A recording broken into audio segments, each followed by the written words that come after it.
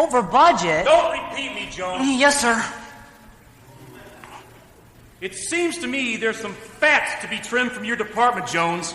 And I want an overhead reduction analysis on my desk first thing tomorrow morning. Got it? But it's 4:30 now, sir. You expect me to stay overnight? Well, I was hoping it wouldn't take you that long, Jones, but that's up to you. I understand the importance of this assignment, sir, but my family and I had plans. Family? Surely you're not going to use that flimsy excuse, are you, Jones? My family is important to me. Yes, and they should be, because they're all you'll have if that report isn't on my desk tomorrow morning.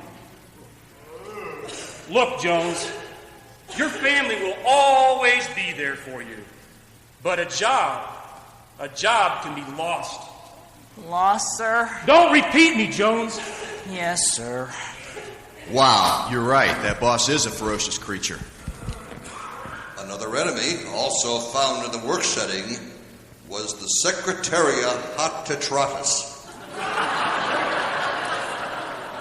This predator often stalked its prey after the victim had been weakened by the Ophisorius dictatorius.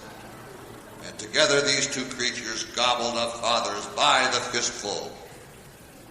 Oh, Jonesy, heard the old boys got you working late tonight. Yeah, I just hope I can make it home before the sun comes up. I have to work late tonight, too. It's not so bad. Yeah, but I had plans. I do, too. And I think they're going to work out just fine. What? Let's talk turkey, Jonesy. Let's make this night that we're stuck here together a little business and a lot of pleasure. Are you suggesting... We've worked well together. Now maybe we can play well together, too. Look, I'm a married man. I've got 4 kids. So, what's your point? Oh, my. We do have to be careful of these of course, simulations, not to overstress the specimen. Well, let's move on now to briefly demonstrate another common predator, the Nevarus influensis, better known as the friend. This is another example of a symbiosis turned sour, as you're going to see. Well. The mysterious stranger finally comes home. Oh, hi, Al. Had to work late.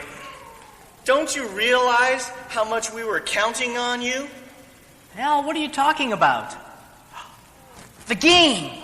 Oh, I'm sorry. I forgot all about it. It was the biggest game of the year. What are we going to have to do to get you to remember your commitments to your friends, huh? Do I have to call your secretary? My secretary? I never talked to her.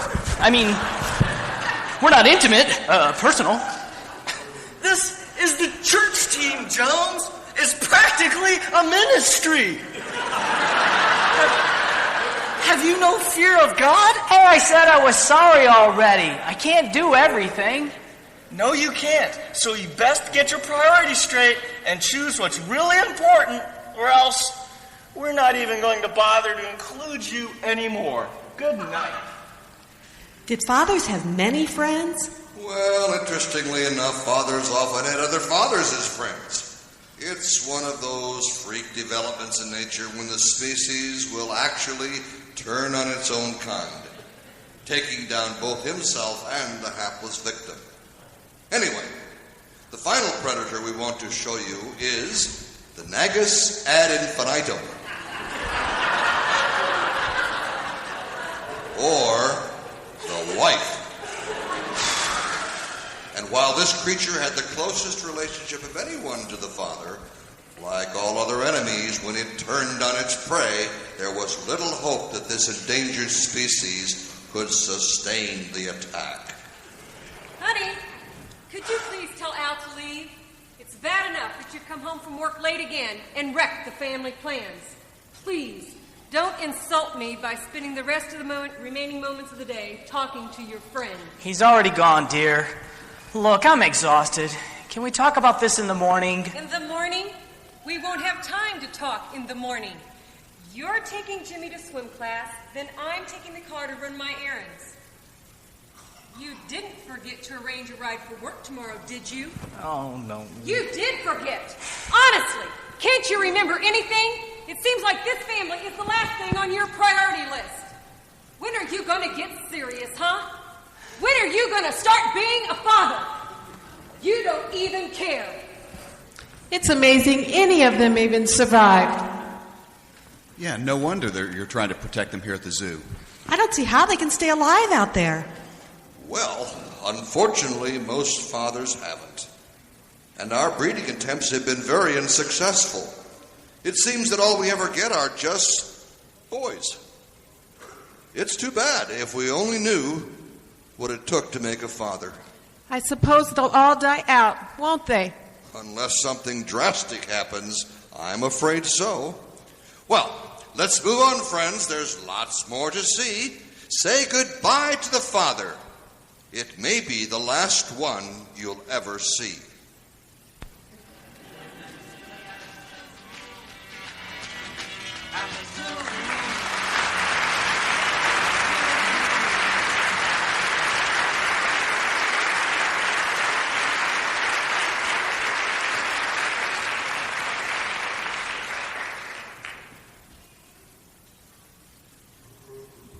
Now I get to follow that.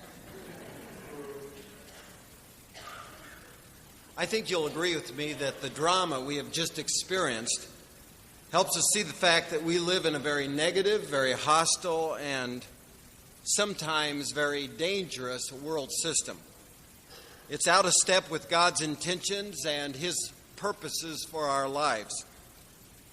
It may seem as though the system around us is neutral, at least to the casual observer, but I'm here to tell you this morning it is not. It relentlessly opposes all of God's purposes. This negative, hostile system pulls against our lives 60, 70, maybe even 80 years. And as it does, it clouds our thinking until we end up being squeezed into its mold. This drama also helped us see how that most of us are surrounded by mediocrity and neutrality and superficiality. Go ahead, if you don't believe me, try to take a stand. Try being committed to excellence and integrity. See what the people around you really think. There is such a strong pull for us to compromise our principles, to lower our standards, to lose our courage. In fact, one person said it like this: a decline in courage marks the beginning of the end. Men, I would like to have your attention this morning. I especially have in mind those of you who are fathers. Now, I think the things that I am about to share will apply to everyone, but my special interest is to men who are fathers. Because I want to talk to you just for a few minutes about the unique privilege of influence that we have as fathers.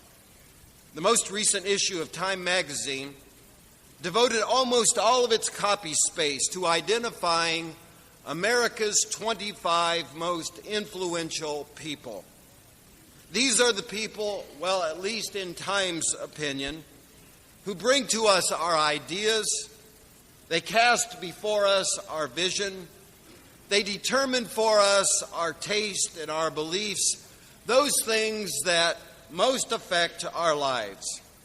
These influential people, if you have read the latest issue, come from a wide variety of fields, such as the field of fashion, or business, technology, law, entertainment, science, politics, media, even religion.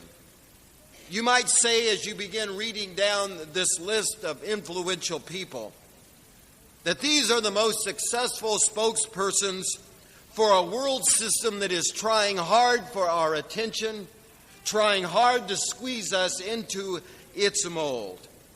And as influential people, they exert power.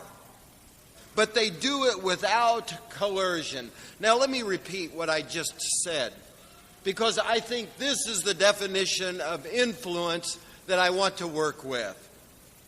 Influential people are able to exert power, but they do so without coercion.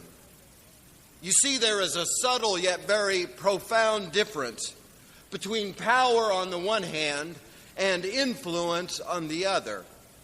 President Clinton did not make the list of 25 most influential people. But I doubt if any of us here this morning would argue the fact that as President of the United States, he is the most powerful one man in the whole world. Bill Gates is one of the richest men in all of the world. His software runs most of the world's computers, but he's on the most powerful list, but he does not crack the most influential list. Alan Greenspan, who is able to deliver either an economic boom or an economic bust by simply moving at his own discretion the interest rates either up or down. He's one of the most powerful men in the United States, but he doesn't make the most influential list. In fact, I was surprised to learn that none of the top power brokers in America make the most influential list. There are no cabinet members. There are no senators. There are no Fortune 500 CEOs. These powerful people who occupy positions have their hands on the levers of our country, but they are not necessarily the most influential. You see, to hold power is to have at one's disposal blunt instruments. But without influence, power dies out at the end of its chain of command. Influence is something that is entirely different. To have influence is to gain assent, not just obedience. It means to attract a following and not just an entourage. It means to have imitators and not just subordinates. Power may get its way, influence makes a way. Power without influence is not just a problem for presidents and CEOs. In an age where there is severe competition for the values of our children, fathers need more than just the power of their position. In fact, it is entirely possible for us to be the so-called head of our home and still exert very little in the way of influence. If we are depending upon brute power, then we are doomed, as this drama has portrayed, to be relics of the past. What we need, what our children need, is the sweet persuasion of our influence. In a culture that places Calvin Klein, Jerry Seinfeld, Oprah Winfrey, Louis Farrakhan, Robert Redford, and Courtney Love on its list of most influential, we need to again consider the influence that we have as fathers. Now, I need to be fair before I go on. When Time magazine made its list of most influential, it was not distinguishing between positive or negative influence. The editors simply looked and asked who's influencing our culture. Time asked, who are the people that are shaping the ideas and the visions and the taste and the beliefs of our culture? I will be honest with you this morning. As a father, I want to be a player in the influence game. And in so doing, I understand that I am not always playing on a level field, especially when it comes to this matter of influence. I don't even want to make Time magazine's list of 25 most influential people. I simply want to be the primary influence in the lives of my children. At times it seems that dads are fighting a losing battle, but we do have some advantages. For example, as a father, I have the advantage of my presence. In fact, let's start right there. I can't think of too many things that can replace the influence of a father's presence on the life of his family. This is an advantage that other influences in our culture cannot match. I'm talking now more than just a warm body taking up space on a couch. I have in mind the kind of presence that connects us with the life of our family. Let me show you how this can happen. The influence of a father's presence occurs when he, one, makes the effort to explore and discover the lives of his wife and children. The influence of a father's presence occurs when he, two, makes an assessment of their interest, of their desires, and of their needs. And the influence of a father's presence occurs when he, three, then makes a concerted effort to respond to that assessment in a way that his family will recognize. Let me repeat that. When I make an effort to discover the lives of my family, when I assess their real needs, desires, and interests, and then when I make an effort to respond to that assessment in a way that they will recognize, then I have exerted the influence of a father's presence. The primary way we do all of this is by making the effort to listen with the intent to understand. By this I mean listening in a way that helps us get inside our children's frame of reference. It means to see the world the way a junior high son or daughter sees their world. Now that might be scary for some, but this is exactly what it means to come present. We actually understand how they feel. Now, I'm not saying necessarily that we agree with what we see and understand, but it is crucial that we understand them emotionally as well as intellectually. You see, this gives me as a father the accurate information that I need to assess their interest and their needs. In fact, the father's influence expands in direct proportion to his effort to listen and to understand the lives of his children. As we have seen in the pitfall, exciting influence of our presence are many. There is the temptation to substitute things for our presence. It's so much easier to give of things instead of presence. When we do, we may score points on the power side of things, but we forfeit our influence. There is the temptation also to save the best for the workplace and to give our home what is left over. I've heard this thought expressed like this: each of us have but a limited capacity of energy. We possess limited amounts of enthusiasm and zeal for life. And if we are not careful, we can pour all of our creative juices into our job and have nothing left to give at the home. In fact, the old saying at times is literally true: I gave at the office. I need to stop here for just a minute. It would be easy for me to pile on the guilt right now, but I don't want to do that. It takes tremendous courage to balance the demands of a very competitive world with the needs of our family. All I'm doing is simply pointing out the fact that the influence of a father's presence in the lives of his children has many enemies. Well, let's go on. Have I mentioned the influence of a father's affirmation? It's hard for me to overstate the role of a mother in the life of her family. She's like the emotional switchboard for all that happens in the home.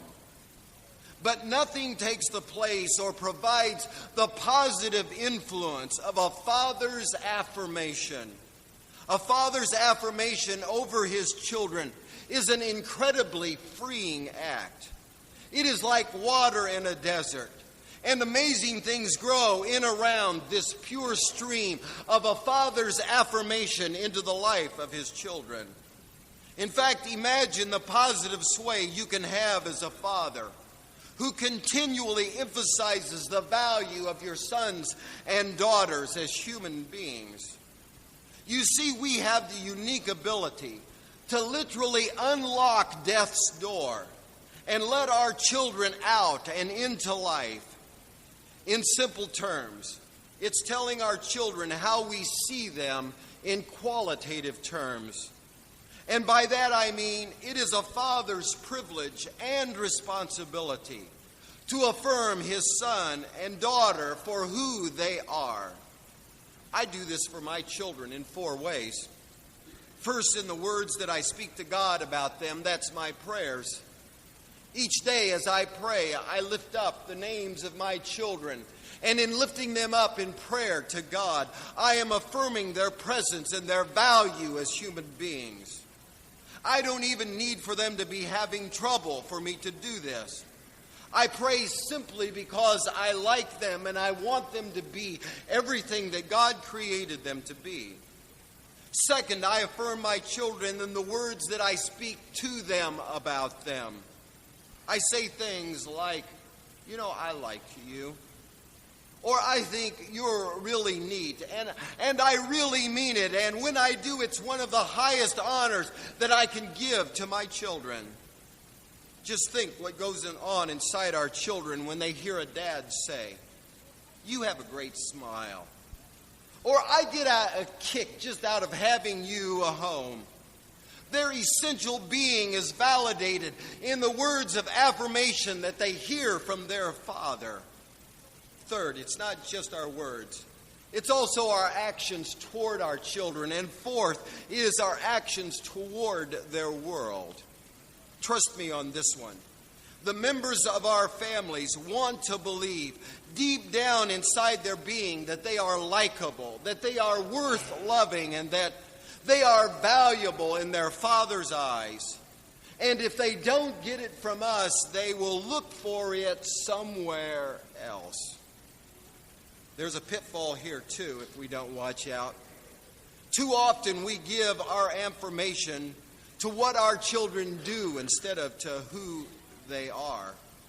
The influential father is the father who affirms the person that God sees in their children, and with his words and with his actions speaks it over his children and calls that out in their lives.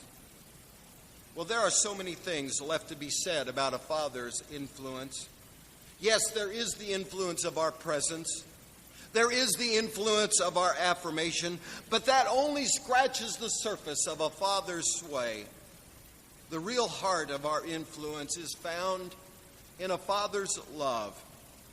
Jesus once told a story about a father who had 2 sons. The younger son wanted his share of the family inheritance, which the father granted. Soon the young lad had squandered his father's wealth in a foreign land on riotous living. Reduced to the low level of feeding pigs, the boy prepared a speech there in the pig pen. "How many of my father's hired men have food to spare? I'm going back to my father." I find it significant what the boy does not say. He doesn't say, "I'm going back home." What he does say is, "I'm going back to my father." The influence in his life was that of his father. Listen as the boy practices his speech. "I've sinned against heaven and against you. I have smeared the name of God and I have hurt you, Dad. I'm not worthy to be your son. Just let me be a hired hand." But as Jesus tells this story, the main character in this story is not the wayward son, but it is the loving father. Jesus wanted us to imagine this father as he scanned the horizon every day looking for his son. And then one morning it happened. While his son was still a long way off, the father saw him and was filled with compassion for him. That is the heart of a father. He ran to his son, threw his arms around him, and kissed him. Here is the mark of an influential father. His heart is filled with compassion, not blame. He sees the boy coming from afar, and he runs to him. The boy doesn't even get a chance to give his speech. for the father immediately showers him with kisses and affection. I stand now on the threshold of my oldest daughter's wedding, and I can see now how arduous and how challenging, but also how fulfilling it has been to be a father. I've not always been the kind of father I wanted to be. Who of us has? When I give advice to my children, there's still enough need for power and control in my life that I want to know whether or not my advice is being followed. When I offer help, I want to be thanked. When I give money, I want it to be used in my way. And when I do something good, I want it to be remembered. But all of this, if I'm honest, most often is an effort on my part to assert power and control. I am finally beginning to see that being a father has little to nothing to do with power and control. Watching my wife and daughter plan this wedding has taught me that. Very early in the process, I learned I had no power or control. Get out of the way, we'll tell you where to be and when to be there.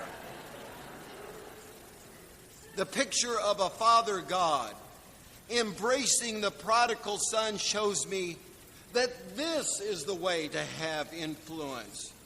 And here's the big surprise. The influence that I gain in the lives of my children through my presence, the influence that I gain through the affirmation that I offer, the influence that I have in the lives of my children through a father's love, when the bottom line has been drawn, is not my influence at all, but it is God's influence flowing through me. And maybe that's what I've been trying to say all along.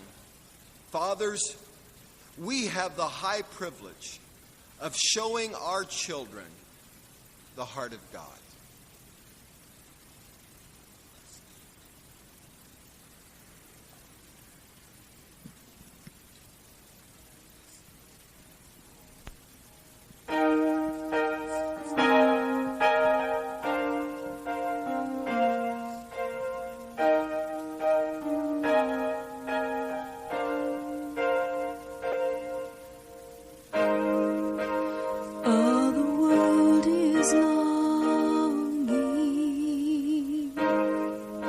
To know security,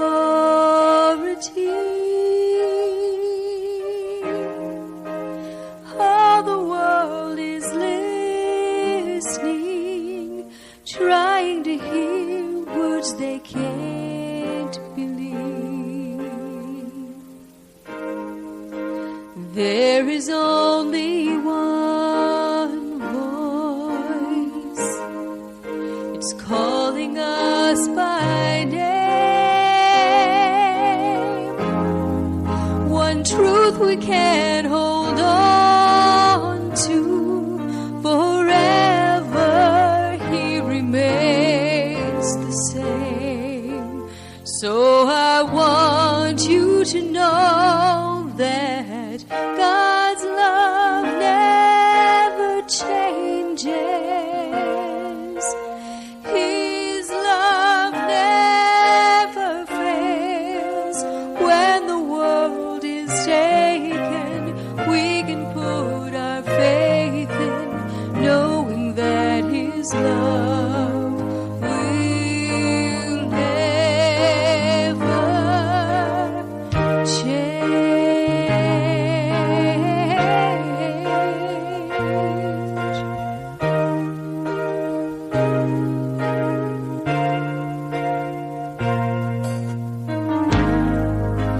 Never separated,